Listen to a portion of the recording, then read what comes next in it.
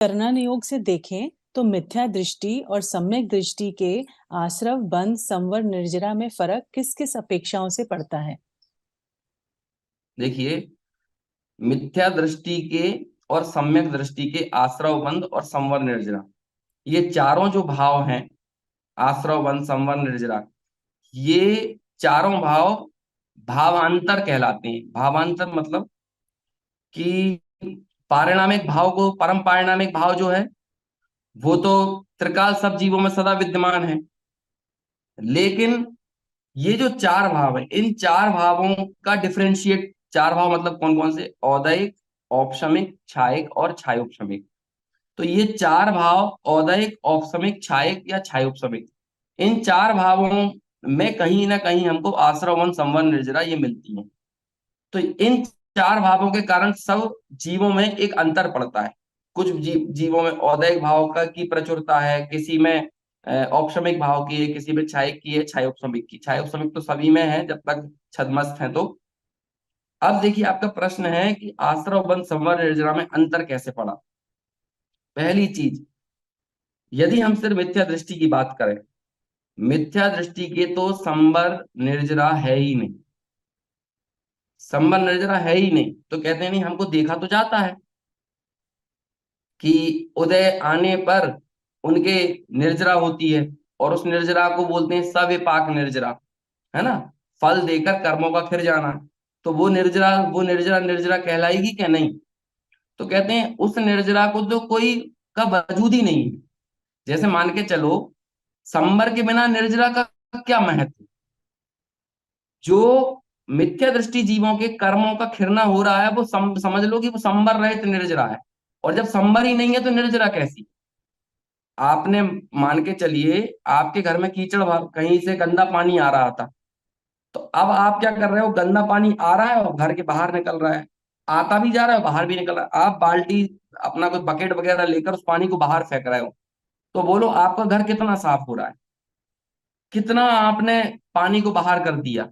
तो कहते हैं कि वो ऐसा काम तो बेवकूफी है ना। इसको कोई समझदारी नहीं माना जाएगा कि भाई जो सोर्स ऑफ, जो गंदे वाटर का जो सोर्स है, जब तक आप उस पर रोक नहीं लगाओगे तब तक वो पानी बाहर निकालने का कोई औचित्य नहीं है। इसी तरह से यदि जीवन में संवर प्रकट नहीं हुआ है, अब वो संवर कब प्रकट हुआ होगा? क्योंकि एक क्रम है ना, संवर के बाद ही निर्जरा।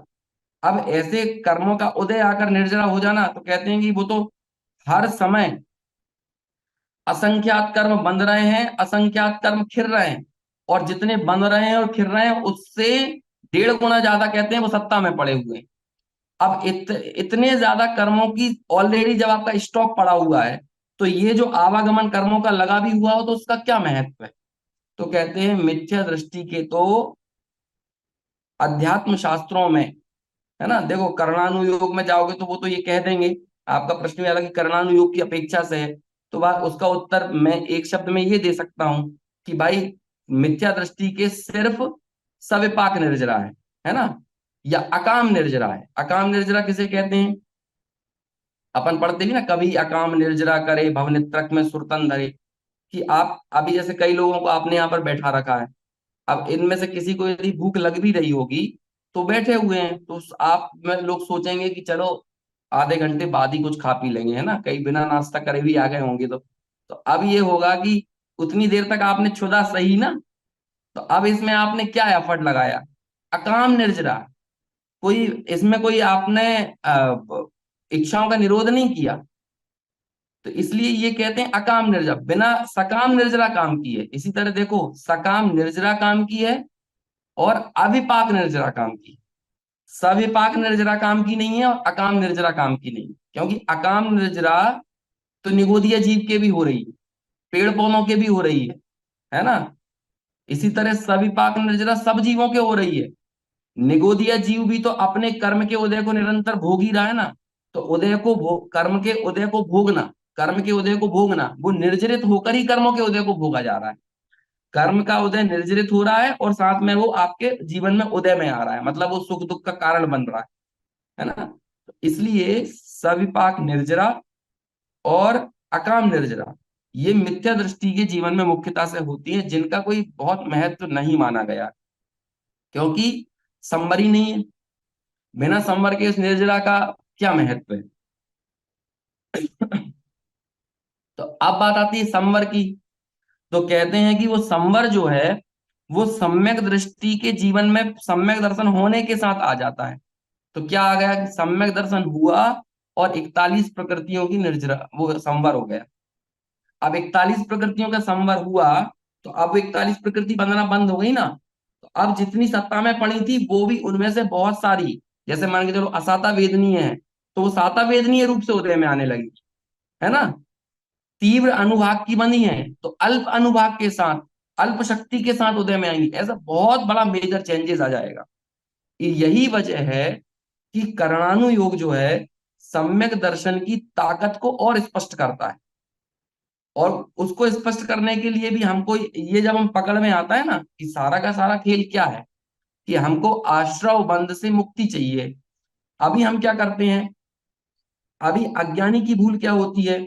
अभी बहुत अच्छी लास्ट लास्ट में मैंने थोड़ी चर्चा भी सुनी थी पिछली कक्षा में, कि हमारा हमने पुण्य का बंध कर लिया तो हमें ये लगता है कि शायद यही निर्जरा हो गई। और छेडाला में ये लिखा भी कि भाई वो शुभ अशुभ बंध के फल मजार, रति अरति करे निज पद विसार।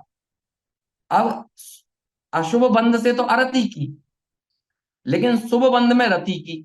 लेकिन कहते हैं जब आपने शुभ बंध में रति की और अशुभ बंध में अरति की, दोनों ही चीजें हमने निज पद का विसार यानी निज पद का विस्मरण करके, आत्म तत्व का विस्मरण करके ही शुभ और अशुभ में रति होती है। जो निज पद है वो संवर निर्जरा का कारण है। पुण्य और पाप संवर निर्जरा का कारण नहीं है। पाप तो संवर निर्जरा का कारण नहीं है, ये तो दुनिया को समझ में आ जाता है। लेकिन अक्सर हमारे यहाँ ऐसी प्ररूपणाएं चलती हैं कि लोग कहते हैं कि भाई सम्यक दर्शन जब होना होगा वो तो तब होगा, लेकिन पुण्य करो, पुण्य से भी निर्जरा होती है। पुण्य फला अरहंता, पुण्य के फल में अरहंत होते हैं। ये बहुत बड़ा एक कोटेशन दी जाती है लोगों इस बात को सिद्ध करने के लिए। देखोगे जब अरहंत जैसा पद वो कैसे मिलता है, पुण्य के द्वारा मिलता है। प्रवचन सार की गाथा है, पुण्य फल, पुण्य के फल में अरहंत बनते हैं, है ना, ऐसी ऐसी गाथा है। तो कहते हैं फिर इसका क्या मतलब है। चलो मैं आपकी बात को, लोगों की जो बात है उनको उनके ही तरीके से समझाता हूँ। पुण्य के फल में अरहंत बनते हैं, चलो ठीक है, आपकी बात हमने मान ली। ये स्टेटमेंट जो है पुण्य के फल में अरहंत बनते हैं, ये बात स्वीकार। अब आप मुझे बताओ कि 8 कर्मों में घातिया कर्म जो हैं वो पाप रूप हैं कि पुण्य रूप हैं? तो वो तो पाप रूप है। पुण्य और पाप का अंतर किस में पड़ता है? आघातीय कर्मों की प्रकृतियों में पड़ता है। अब आपको यदि आपको लग रहा है कि सिर्फ पुण्य ही पुण्य रह जाए, पाप बिल्कुल ना रहे, तो आपके जीवन में घातीय कर्म भी नहीं रहना चाहिए। सिर्फ पुण्य ही पुण्य रहेगा है ना, पाप रहा नहीं। तो जब आपके जीवन से घातीय कर्म चला जाएगा तभी तो आप अरहंत बनोगे। तो अब आप सिर्फ पुण्य ही पुण्य है। अब वो पुण्य पुण्य बचा तो फिर वो क्या करेगा? फिर वो समवसरण की रचना कराएगा, वो अष्ट प्रातिहार्य आपको देगा, वो भामंडल देगा, वो आपके परम औदारिक शरीर देगा। अब सिर्फ पुण्य रह गया है, पाप नहीं है। हम ये पाप को सेफ रखते हुए पुण्य करते रहते हैं, पाप को तो बचा के रखें। और सबसे बड़ा पाप कौन सा? तो कहते हैं कि मोह, मिथ्यात्व। और वो मिथ्यात्व के साथ साथ फिर और आगे बढ़ो तो वो चारों घातीय कर्म वो सब किस रूप हैं? वो सब पाप रूप ही हैं। तो इसलिए अज्ञानी जीव के या मिथ्या दृष्टि के जीवन में कभी कहीं कोई किसी भी प्रकार का संवर और निर्जरा है ही नहीं। आचार्यों ने उस अकाम निर्जरा को या सविपाक निर्जरा को निर्जरा ही नहीं कहा। कि ऐसी निर्जरा क्या मतलब की है? जैसे मान के चलो आपको कोई बीमारी हो, आपके किसी अपथ्य सेवन के कारण, आयुर्वेद में ये शब्द प्रयोग किया जाता है अपथ्य सेवन। अपथ्य मतलब होता है कि जैसे मान के चलो मेरे को सर्दी जुकाम हो रही है और मैं आइसक्रीम खाऊं, है ना, और खूब ठंडा फ्रिज का पानी पीऊं, और भी दूसरी चीजें जिससे सर्दी जुकाम बढ़ती हो, कि वो बनाना खाने लगे या और चीज खाने लगे, और उपचार भी करता जाऊं, दवाई भी खाता जाऊं, तो बोलो वो मेरा जो बीमारी है वो कब ठीक हो जाएगा? इसलिए आयुर्वेद ने उपचार से पहले संवर बताया है। संवर मतलब वो अपथ्य सेवन जिसके कारण ये बीमारी है, परहेज जिसे कहते हैं। परहेज मतलब होता है संवर, और उपचार मतलब निर्जरा, है ना। आयुर्वेद की भाषा में मैं समझा रहा हूं कि पहले परहेज तो करना पड़ेगा ना, कि तत्काल डॉक्टर आपको कह देगा कि सबसे पहले तो ठंडा खाना पीना बंद करो, उबला पानी पियो, कुनकुना पानी पियो। जिस चीज से आपको समस्या है पहले तो उस अपथ्य सेवन से बाहर करेगा, और फिर उसके बाद कहेगा ये जो दवा मैं दे रहा हूं इसको लो। तब जाकर वो बीमारी को दूर किया जा सकता है। यही नीति होती है। ऐसे ही मोक्ष मार्ग की नीति यह है कि पहले जीवन में संवर हो और पश्चात निर्जरा हो। हम ये सोचें कि संवर तो ना हो, और सिर्फ मैंने क्या कहते हैं, बहुत गर्मी में जाकर बहुत तपस्या कर लिया, मैंने इतना व्रत कर लिया, मैंने उपवास कर लिया, मैंने इतना कष्ट सह लिया। तो कहते हैं कष्ट सहने से कहीं भी कभी भी किसी भी रूप में संवर निर्जरा का कोई संबंध हो, ऐसा नहीं है। क्योंकि कष्ट सहते हुए भी तो तुमने यही माना कि मैं इस देह में मैं हूं, और इस देह को कष्ट देने से शायद मेरी संवर निर्जरा हो जाएगी। तो अल्टीमेटली तो आप अपने आप को देह रूपी अनुभव कर रहे हो। निज सत्ता का विस्मरण तो वहां भी बना हुआ है, और निज सत्ता के विस्मरण के साथ कभी भी कहीं भी किसी भी तरह से संवर और निर्जरा नहीं हो सकती। इसलिए सबसे पहले में पहले यदि कोई संवर निर्जरा का कारण है तो पहले ये तो समझो कि संवर निर्जरा किसकी। देखो नियम सार में एक बहुत अच्छी गाथा आती है, मेरे हिसाब से शायद 100वें नंबर की गाथा है। उसमें ये आया कि आत्मा ही संवर है, आत्मा ही निर्जरा है, आत्मा ही प्रत्यक्षान है ना। ऐसी एक गाथा है, 100 या 101 नंबर की गाथा होगी, कि संवर भी आत्मा है, निर्जरा भी आत्मा है, प्रत्यक्षान यानी त्याग भी आत्मा है। अब आत्मा को हटाकर कौन सा संवर, आत्मा को हटाकर कौन सा संवर और निर्जरा का कोई सत्ता रह सकती है बिना आत्मा की? आप कहां से देखोगे? अब आप कहोगे कि आश्रव बंध की सत्ता भी तो आत्मा के बिना नहीं रह सकती, है ना। तो फिर मैं इसका उत्तर ये दूंगा कि आश्रव बंध की सत्ता आत्मा के बिना नहीं रह सकती, लेकिन आत्मा की सत्ता आश्रव बंध के बिना रह सकती है। हम फोकस आश्रव बंध पे करेंगे। जैसे इसका उदाहरण ये समझो कि कोई भी धूम्र यानी धुआं आग के बिना नहीं रहता, लेकिन आग धुएं के बिना रहती है। तो फिर आग किसके बिना नहीं रहती? तो कहते हैं आग जो है वो उष्णता के बिना नहीं रहती। ऐसे ही आश्रव बंध तो धुएं के समान है। धुएं के बगैर अग्नि यानी धुएं के बगैर आश्रव बंध के बगैर आत्मा रह सकता है, लेकिन आत्मा ज्ञान के बिना नहीं रह सकता, मतलब उष्णता के बिना नहीं रह सकता। इसलिए आत्मा को उसकी ज्ञान शक्ति से पकड़ाया जाता है, और हम संबंध निर्जरा करने के लिए ज्ञान को छोड़कर सब चीजें पकड़ लेते हैं। ये अज्ञानी की संवर निर्जरा जो है वो बाहरी क्रियाओं पर डिपेंडेंट है। उसे लगता है कि किसी अन्य क्रिया के करने से संवर निर्जरा हो, लेकिन ज्ञानी तो संवर निर्जरा का मोहताज नहीं है। जिसे आत्मा की खबर पड़ी है उसे संवर निर्जरा की क्या जरूरत है? संवर निर्जरा तो उस बधू के समान है जो आत्मा को चाहने वाली योग्य वर को तलाश रही है। संवर निर्जरा विधवा हो जाएंगी यदि एक योग्य आत्मा रूपी वर उनको नहीं मिलेगा। आत्मा को संवर निर्जरा के पास नहीं जाना है।